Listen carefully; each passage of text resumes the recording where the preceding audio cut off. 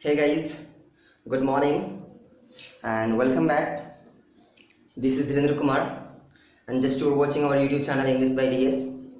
तो मेरे प्यारे दोस्तों, जैसा कि पिछले वीडियोस में हम लोगों ने बात किया था common position and split position की, ओके। तो मैं उसी चीज़ को थोड़ा सा वाइंड अप कर दूं और उसके बाद चीज़ों को लेकर आगे बढ़ते हैं। तो आप लोगों ने बहुत अच्छा रिस्पॉन्स दिया और बहुत अच्छे ढंग से रिस्पॉन्स देते भी आ रही हो। बहुत अच्छा लगता है आप लोगों का इस तरह का सपोर्ट को देखकर, ओके। बस ऐसे ही लाइक करते रहें, शेयर करते रहें अपने दोस्तों के साथ में और चैनल को सब्सक्राइब करते रहें। भाई आपके लिए ना एक छोटा सा एक क्या बोले उसे तोहफा गिफ्ट है ये कि जो भी बच्चे जो भी स्टूडेंट्स हैं और वो एनडीए की प्रिपरेशन में लगे हुए हैं, एनडीए हो एयरफोर्स हो, ओके, उनके लिए ना मैं एक खास जो है बैच अनाउंस करने वाला हूँ बहुत जल्द, जिसपे सभी प्रकार के कंटेंट को अवेलेबल करवाए जाएंगे, जैसे कि मैथ्स हो, रीजनिंग हो, ओके, जीएस हो और इंग्लिश हो, ओके। तो इस प्रकार की जो चीज़ें हैं वो सभी चीज़ों को, तो उसके लिए आप डायरेक्टली टेलीग्राम पे मैसेज कर सकते हैं या पर्सनली मैसेज कर सकते हैं आप, ओके। चाहे तो आप यूट्यूब पे कमेंट छोड़ दें या तो फिर टेलीग्राम पे भी जाकर मैसेज कर सकते हैं। तो चलिए चीज़ों को लेकर आगे बढ़ते हैं और मैं आपको चीज़ों को बहुत बेहतर तरीके से छोटा से क्या बोले उसे प्रीव्यू मैं ना दिखा दूं कॉमन पोजीशन और स्प्लिट पोजीशन के बारे में। तो टाइम को ना वेस्ट करते हुए आते हैं सीधे अपने क्वेश्चन पे। देखिए, मैंने आपको कल पढ़ाया था कॉमन पोजीशन और स्प्लिट पोजीशन। मैं उन दोनों को आज थोड़ा सा सर लड़ाइयाँ करवा दूँ, देखिएगा चीज़ों को। जैसे कि मैं बता रहा था क्या कि कॉमन पोजीशन होता है, तो कॉमन पोजीशन को एक्सप्रेस करने के लिए क्या करते हैं सर, कॉमन पोजीशन को बतलाने के लिए हम लोग क्या करते हैं, नाउन लिखते हैं। तो नॉन वन नॉन टू और बीच में होता है कंजंक्शन जो दोनों को जोड़ने का काम करता है, कंपाउंड बनाने का काम करता है। और अपोस्ट्रोफे का जो यूज होता है, अपोस्ट्रोफे का यूज हम लोग इस पूरे कंपाउंड पे करते हैं। याद आया मेरे भाई, क्या करते हैं सर, एक नॉन होता है और एक नॉन होता है, दोनों को कंबाइन करते हैं जिसमें कंजंक्शन एंड का यूज करते हैं सर। और जब एंड का यूज करते हैं तो इससे क्या होता है, इससे तैयार होता है एक कंपाउंड, और इस कंपाउंड के ऊपर हम लोग क्या करते हैं, अपोस्ट्रोफे लगाते हैं, बन जाता है कॉमन पोजीशन। और उस पोजीशन पे अधिकार इस नॉन का भी होता है और अधिकार इस नॉन का भी होता है। बात गलना समझ में आई ना मेरे भाई। स्प्लिट पोजीशन की बात करें तो स्प्लिट पोजीशन में क्या होता है मेरे से, स्प्लिट पोजीशन में क्या होता है कि एक नाउन होता है और दोनों जुड़े हुए होते हैं एंड से। सर इस नॉन पे भी अपोस्ट्रोफे होता है, इस नॉन पे भी अपोस्ट्रोफे होता है। अगर पोजीशन सेम हो तो मेरे भाई उसको बताने के लिए फाइनल पोजीशन यूज किया जाता है। अगर पोजीशन डिफरेंट हो तो उसके साथ में यूज कर लिया जाता है। जैसे देखिए, यहाँ पे आपको चूज करके बताना है कि भाई साहब ये सेंटेंस अपने आप में सही है या गलत है, ये सेंटेंस अपने आप में कॉमन पोजीशन का है या स्प्लिट पोजीशन का है। तो चलिए देखते हैं इस क्वेश्चन की ओर। There is no money in Ram's and Rohan's joint account. Okay, question है आपके लिए है भाई साहब, there is no money in Ram's and Rohan's joint account. ये है ए, ये है बी, ये है सी और ये रहा आपका डी। आप बताएं कि एरर किस पार्ट में है। चीजों को देखकर समझिए कि सर अपने आप में फिलहाल ये छोड़िए कि ए बी सी डी चार अलग अलग पार्ट नहीं, बल्कि एक सेंटेंस लिखा हुआ आपके सामने और उस सेंटेंस में से आपको बस पहचान कर ये बताना है मेरे भाई कि इस सेंटेंस में एरर है या एरर नहीं है। तो चलिए शुरू करते हैं। कहता है कि there is no money in Ram's and Rohan's joint account. अब बात क्या कर रहा है भाई साहब, जॉइंट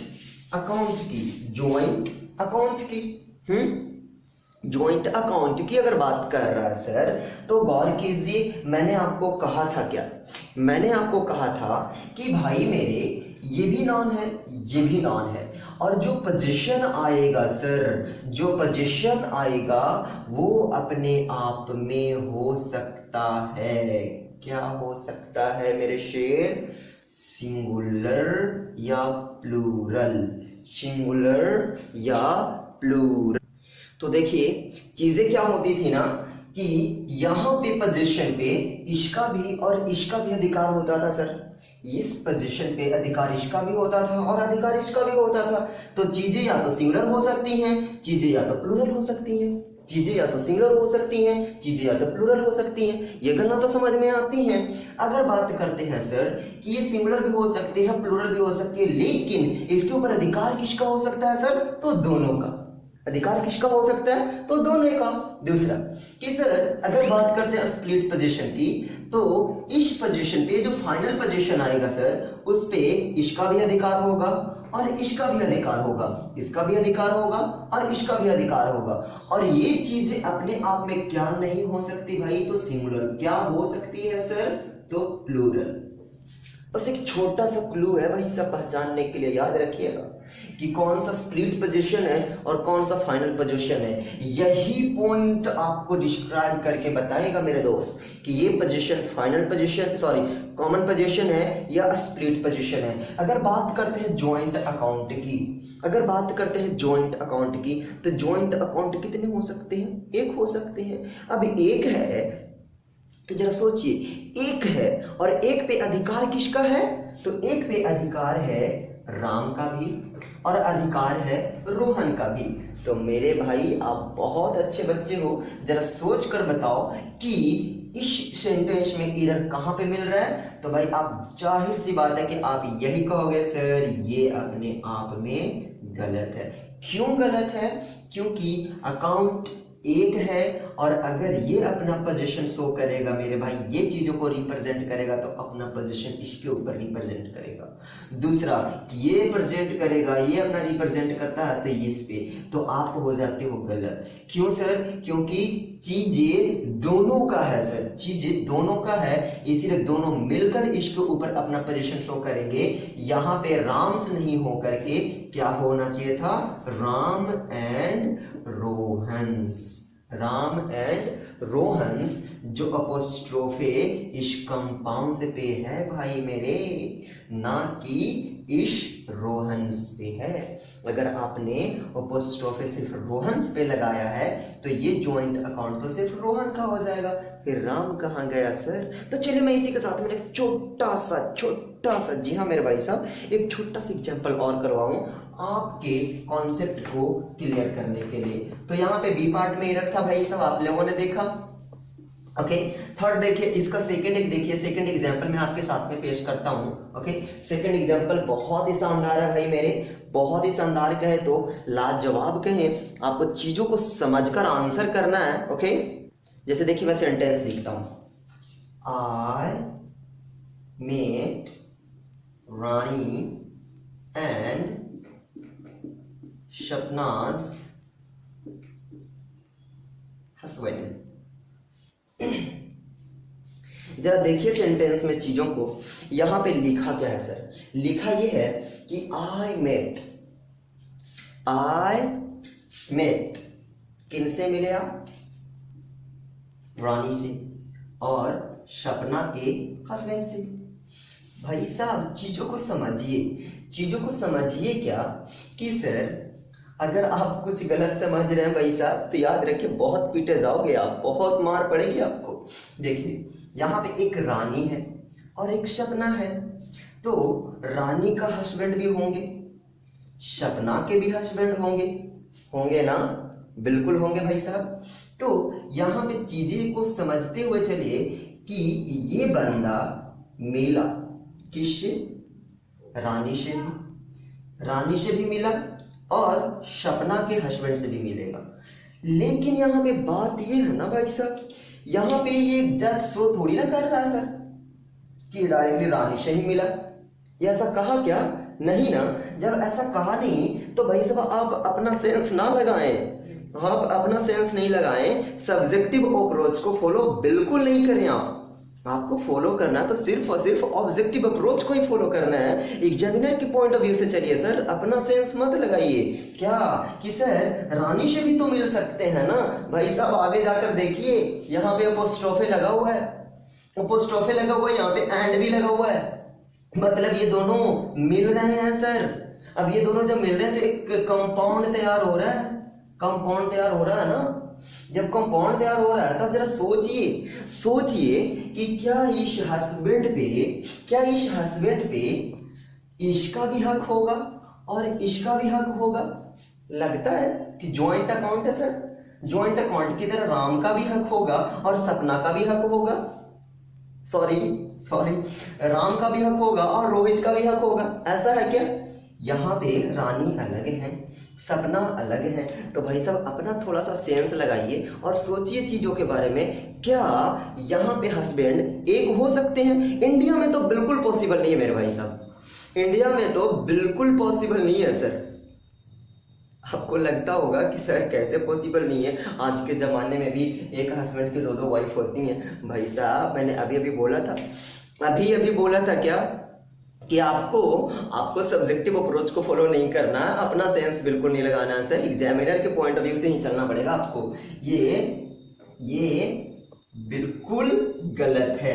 क्यों गलत है देखिएगा सर, इसका हस्बैंड अलग होगा, इसका हस्बैंड अलग होगा ना। जब हस्बैंड अलग अलग होगा सर तो इसका भी पोजीशन इसके ऊपर होगा, इसका भी पोजीशन इसके ऊपर होगा। अब जरा सोचिए, ऐसा थोड़ी ना है कि दोनों का पोजीशन इसके ऊपर होगा, पोजीशन तो अलग अलग होगा ना भाई साहब। जब अलग अलग होगा सर, सेम पोजीशन के लिए हम लोग यूज करते थे कॉमन पोजीशन, जिसमें अपोस्ट्रोफे पूरे कंपाउंड के ऊपर होता था सर। और स्प्लिट पोजीशन मतलब अलग अलग पोजीशन को शो करने के लिए किसका यूज करते हैं? स्प्लिट पोजीशन का। और इस स्प्लिट पोजीशन में अपोस्ट्रोफे कहाँ होता है भाई साहब? अपोस्ट्रोफे दोनों नाउन्स के ऊपर लगाए जाते हैं। मतलब ये सेंटेंस में रानी नहीं होकर के क्या होना चाहिए था? Rani's and Sapna's, husband. ये सही है भाई साहब। क्यों सही है सर? क्योंकि इसका भी हक है इसके ऊपर और इसका भी हक है इसके ऊपर, तो आप हैं गलत। क्यों सर? क्योंकि इसका अलग पोजीशन है और इसका अलग पोजीशन है। याद रखिएगा मेरे भाई इस चीज को। अब यहाँ पे कहते हैं सर कि हस्बैंड का प्लूरल कर दे। जरा सोचिए, अब जरा सोचिए चीजों को। अगर हस्बैंड को प्लूरल करने की सोचते हैं तो देखिए, रानी का हस्बैंड एक, शबना का हस्बैंड एक, तो एक और एक। अब बताएं चीजें कितने हो गई सर? एक और एक दो। तो हस्बैंड लिखना सही है या हस्बैंड्स लिखना सही है? तो हस्बैंड्स लिखना सही है सर। बात समझ में आई? तो ये थी बातें। अब बढ़ते हैं अपने अगले पॉइंट की ओर। तो मेरे ख्याल से पॉइंट नंबर 11 था, ओके। और मैं अब करवाने वाला हूँ, मेरे ख्याल से अबाउट पॉइंट नंबर 10 होगा, ओके। पॉइंट 10 नंबर नहीं चल रहे थे। यहाँ पे मैं बात करता हूँ सर 11 की। 11 में मैं थोड़ा सा एक क्वेश्चन लिखूँ, आप बताएंगे जरा। जैसे मैं बोला कि रोहित एंड मोहित गोल्ड। अगला है रोहित एंड मोहित गोल्ड। तीसरा रोहित एंड मोहित गोल्ड्स। भाई साहब आप जवाब करें इसमें कौन सही है सर और कौन गलत है, ओके। आप जवाब करें, जल्दी जल्दी करें सर। जरा सोचिए इसमें कौन सही है और कौन गलत है।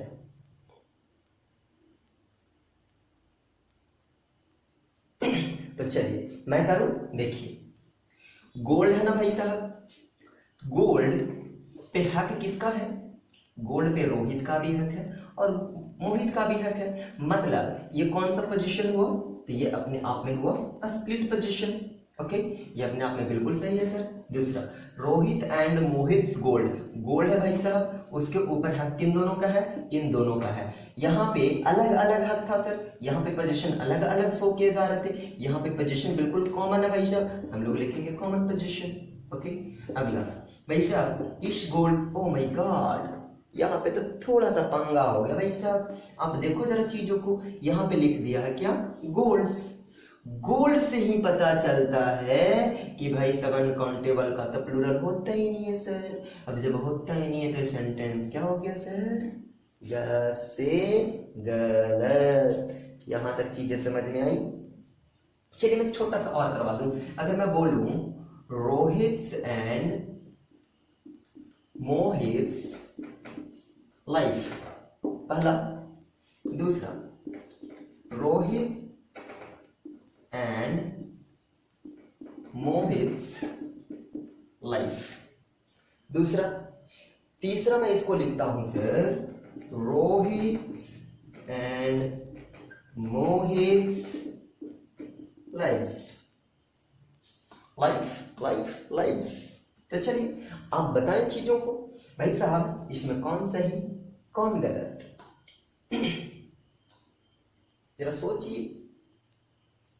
सोच लिया आप लोगों ने? तो भाई साहब मैं बताता हूं। देखिए लाइफ है भाई, तो जब चीजों को समझते हुए चलिएगा, क्या क्या दो बंदों का लाइफ एक सा हो सकता है?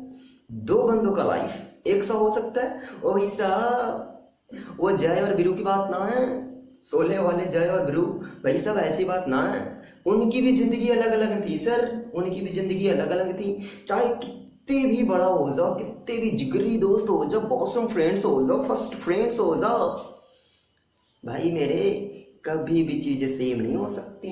खासकर किसकी जिंदगी, लाइफ कभी दो लोगों की सेम नहीं हो सकती सर। क्या थॉट सेम हो सकते हैं, चेहरा सेम हो सकता है, सब कुछ सेम हो सकता है, मेंटलिटी सेम नहीं हो सकती सर। इसीलिए कहा जाएगा क्या, जिंदगी कभी सेम नहीं हो सकती।